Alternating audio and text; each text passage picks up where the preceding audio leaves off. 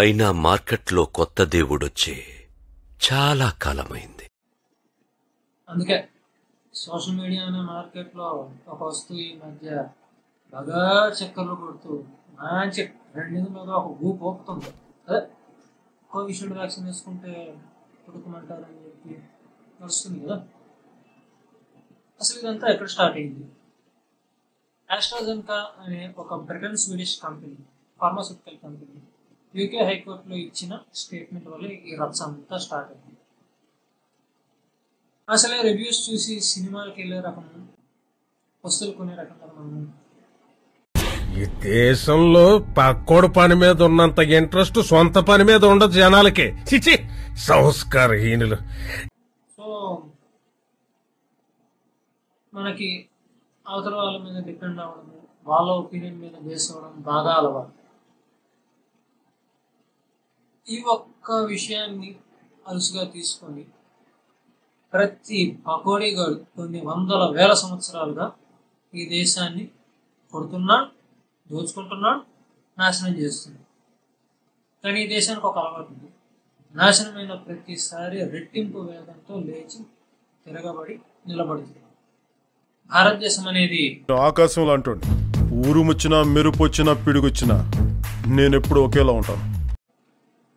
So ఇప్పుడు మ్యాటర్లోకి వెళ్తే అసలు ఈ రచ్చ అంతా ఎక్కడ స్టార్ట్ అయింది?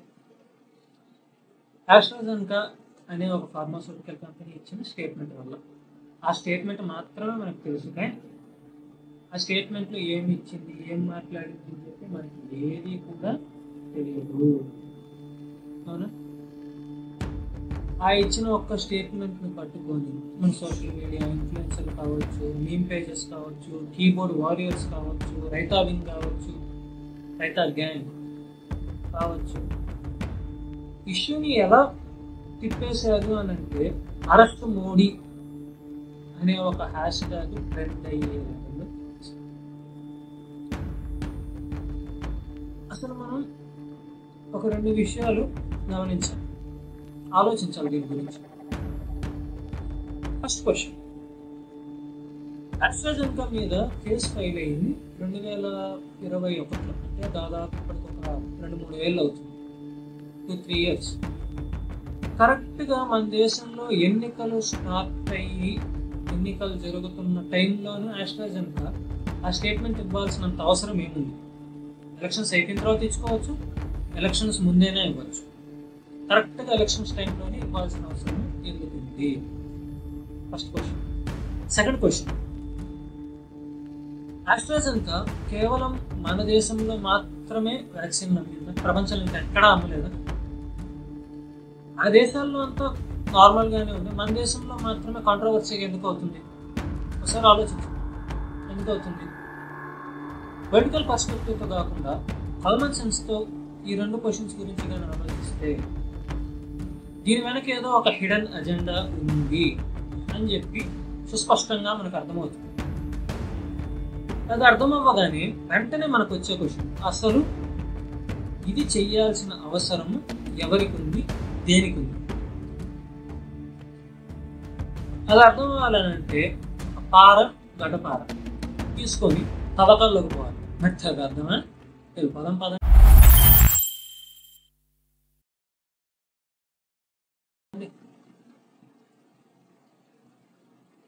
ఆస్ట్రాజెనెకా అనే ఒక యూకే బేస్డ్ కంపెనీకి అమెరికా దేశానికి చాలా ఒక స్ట్రాంగ్ రిలేషన్ ఉందని చెప్పి మీరు ఎంతమందికి తెలుసు?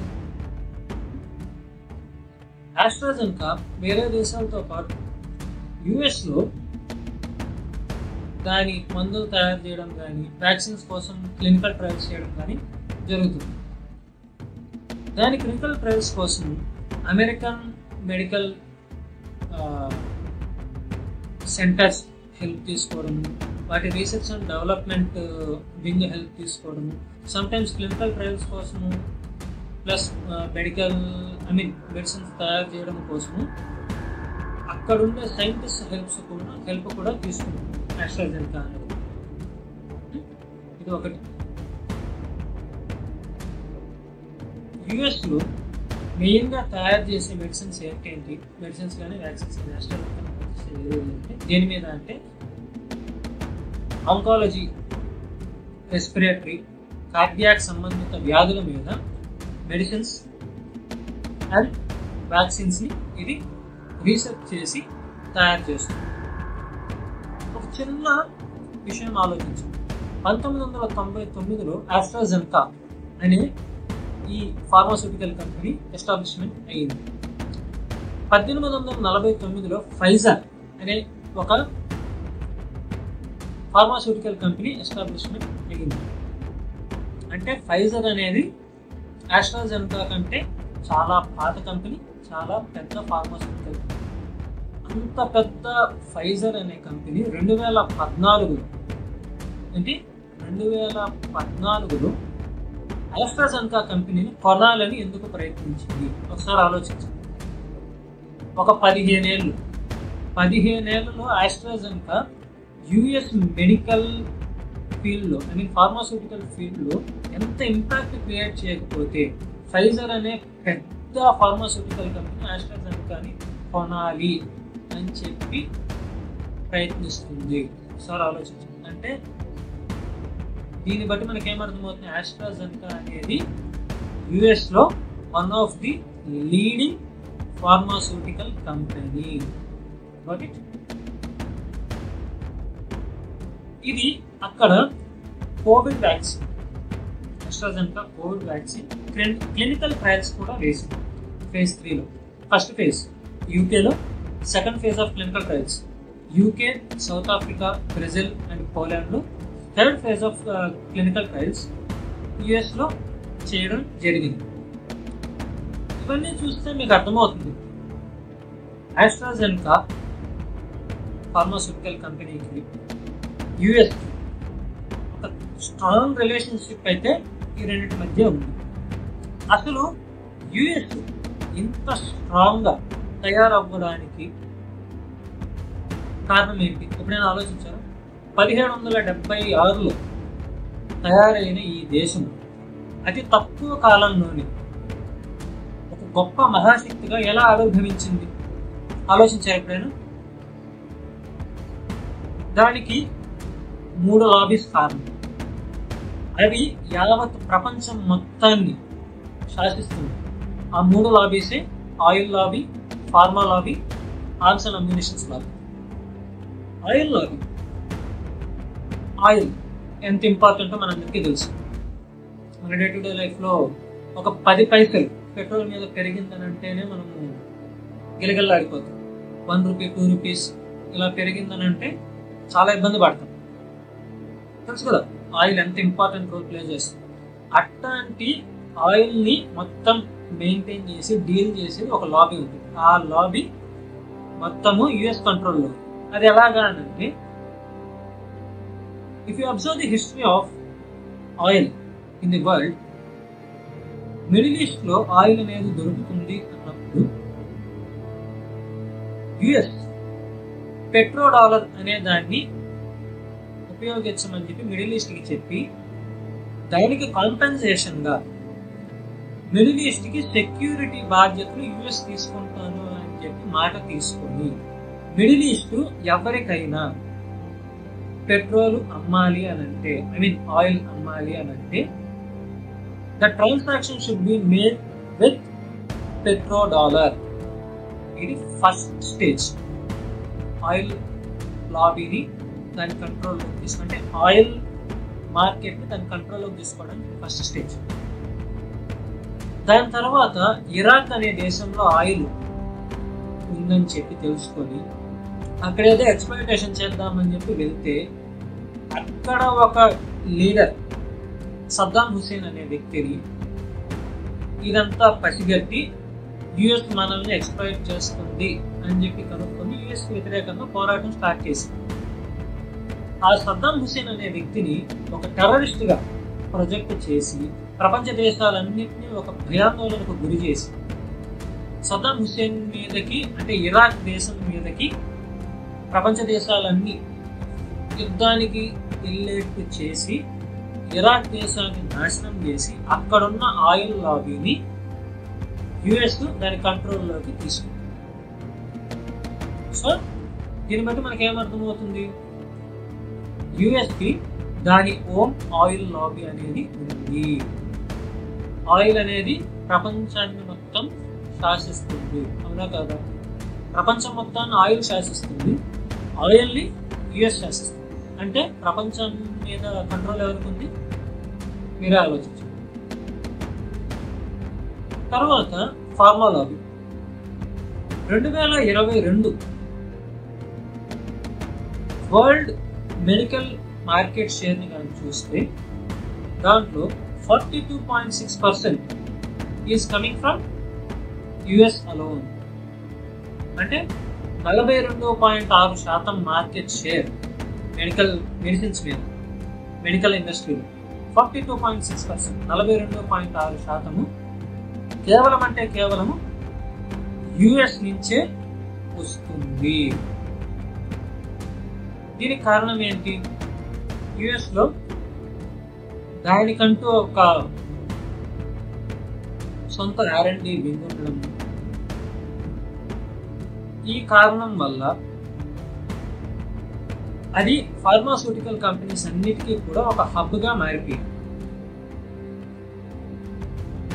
ఈ 42.6% షేరు వర్త్ ఎంత అనంటే $1,17,300 million అప్రాక్సిమేట్లీ, $1,17,300 million ఉరామరిగా. అంటే దీన్ని బట్టి ప్రపంచంలో యుఎస్ మెడిసిన్స్ అంటే ఈ ఫార్మా ఇండస్ట్రీ మీద యుఎస్ ఆధిపత్యం ఎంత ఉంది అనేది మనకి అర్థమవుతుంది. మందులు వేసుకోకుండా ఎంతమంది ఉన్నారు మన దేశంలో కానీ ప్రపంచంలో కానీ? ఎంతమంది ఉన్నారు? డయాబెటీస్కి వేసుకుంటాం, బీపీకి వేసుకుంటాం, కార్డియాక్కి వేసుకుంటాం, ఆస్తమాకి వేసుకుంటాం, అవునా? ఈ మెడిసిన్స్ అన్ని మనకి ఎక్కడి నుంచి తయారు వస్తున్నాయి? ఎప్పుడైనా ఆలోచించారా? ఆలోచిస్తే మీకు వెంటనే అర్థమయ్యేది ఏంటి అంటే ఏం పర్లేదు, ఆ స్క్రిప్ట్స్ ఉంటాయి కదా, ఆ స్క్రిప్ట్స్ కనుక ఏ కంపెనీ చూడండి, ఆ కంపెనీ ఎక్కడదో చూడండి, one way or the other it will be linked to US. వెతికి చూడండి. అంత పెద్ద మార్కెట్ని యుఎస్ మేనేజ్ చేస్తుంది, హ్యాండిల్ చేస్తుంది. సో ఫార్మా లాబీ అనేది కూడా యుఎస్ చేతుల్లో ఉందని మనకు అర్థమవుతుంది, అవునా? దీని తర్వాత ఆర్మ్స్ అండ్ అమ్యూనిషన్స్. మీరు కానీ చూసినట్లయితే రీసెంట్గా యుక్రెయిన్ వర్సెస్ రష్యా వారందరికీ గుర్తే ఉంటుంది. యుక్రెయిన్ వర్సెస్ రష్యా వార్ ఏమైంది? యుక్రెయిన్కి ఆయుధాలు అమ్మి నువ్వు రష్యా మీద తిరిగి మేము చూసుకుంటాము నాటో దేశాలు వెనక నిలబడి యుక్రెయిన్ ముందుకు తొలగించింది. రష్యా ఎదురుదాడి చేసింది, యుక్రెయిన్ యుద్ధంలోకి దిగింది. దానికి సపోర్ట్గా నాటో దేశాలన్నీ దిగాల్సి వచ్చింది, అవునా? ఇదేనా జరిగిన ఇష్యూ? యుక్రెయిన్ దగ్గర ఆయుధాలు అయిపోవడము, అమెరికా ఆయుధాలు అమ్ముతుంది. యుక్రెయిన్ దగ్గర ఆయుధాలు అయిపోవడము, ఆయుధాలు అమ్ముతుంది యుఎస్, అవునా? సో దాని ఆయుధాలు అమ్ముకోవడానికి దేశాలని ఒక యుద్ధ వాతావరణంలోకి నెట్టడానికి కూడా అమెరికా అనేది సిద్ధంగా ఉంటుంది, అవునా? ఇంకా రీసెంట్ ఎగ్జాంపుల్ చెప్తాను. ఇరాన్కి ఇజ్రాయెల్కి గొడవ జరిగింది, అవునా? రీసెంట్గా అప్పుడు ఏమైంది? ఇజ్రాయెల్కి అమెరికా ఆయుధాలు అమ్మింది. కాబట్టి రష్యా ఒక స్టేట్మెంట్ ఇచ్చింది, if US supports Israel we will support Iran. అంటే యుఎస్ ఇజ్రాయెల్కి సపోర్ట్ చేస్తే నేను ఖచ్చితంగా ఇరాన్కి సపోర్ట్ చేస్తాను అని చెప్పింది. అంటే ఇక్కడ కూడా రెండు దేశాల మధ్య చిచ్చు పెట్టేసి దాని ఆయుధాలు అమ్ముతుంది, అవునా?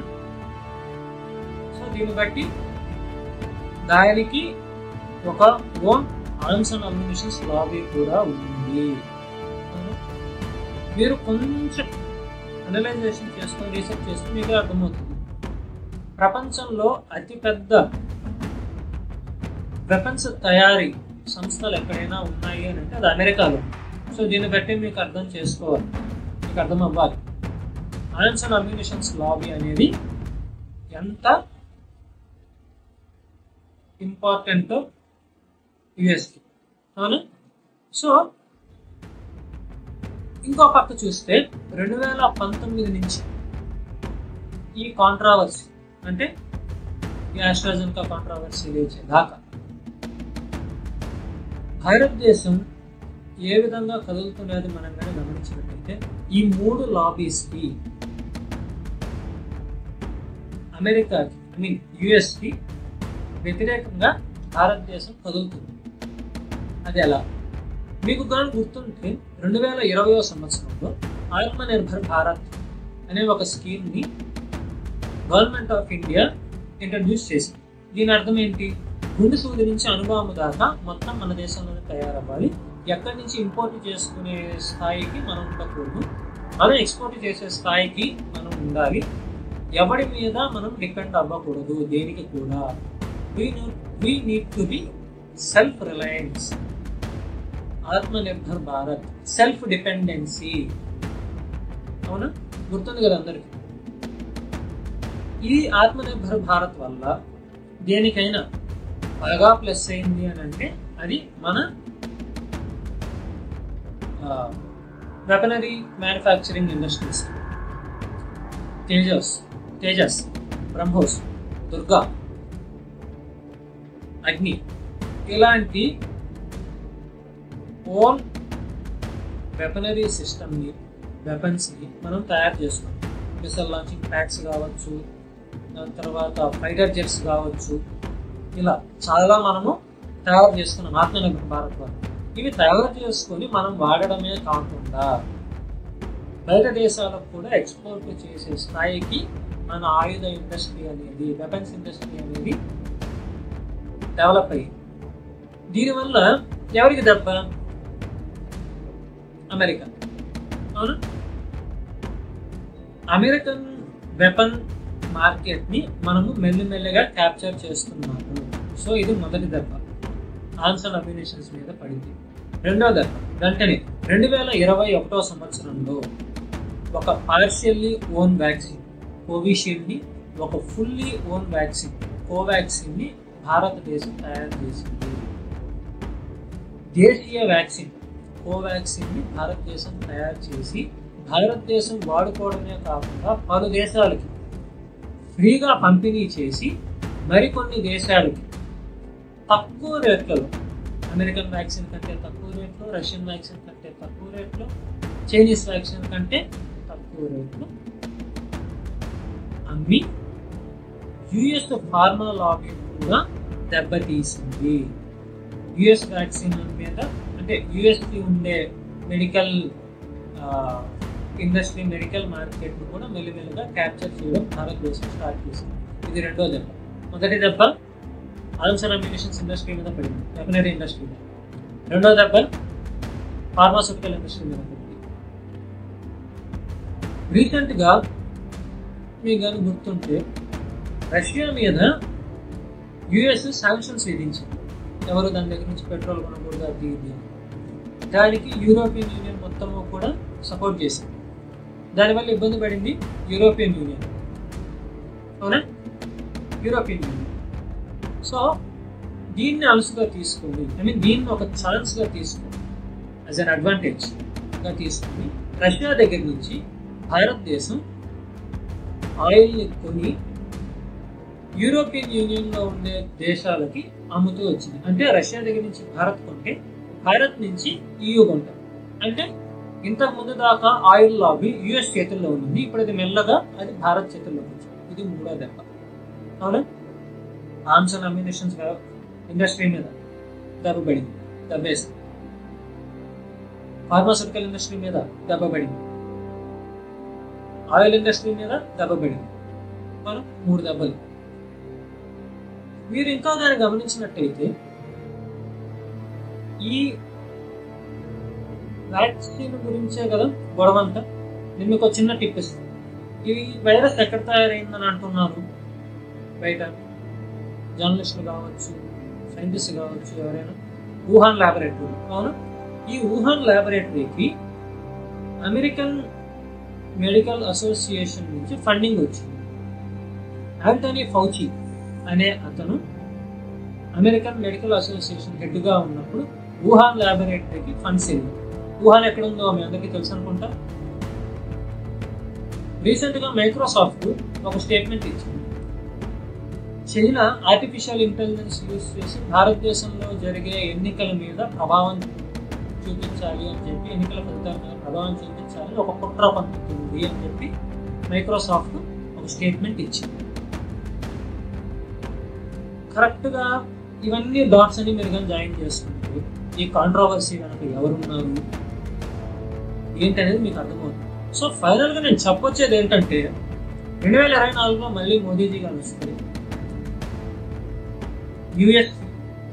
యుఎస్ చెంచాలకి వాళ్ళ ఉనికి ప్రశ్నార్థకమైపోతుంది. సో అందుకే వాళ్ళు ఎలాగైనా మోదీజీ గవర్నమెంట్ మళ్ళీ ఫామ్ కాకూడదు అని చెప్పి విశ్వ ప్రయత్నాలు చేస్తున్నారు. శక్తి వంచన లేకుండా ప్రయత్నం చేస్తున్నారు.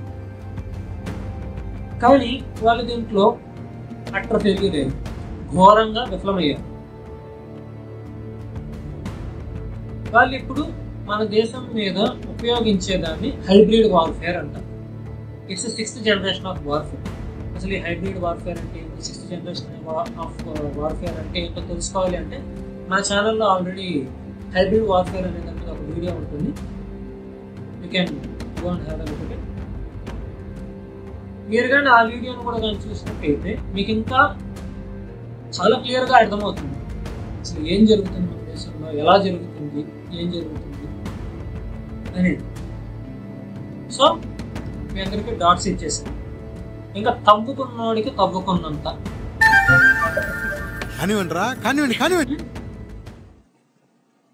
Okay, this is political awaken Yogi signing off. జై భారత్, జై శ్రీరామ్, హర హర మహాదేవ, జై హింద్.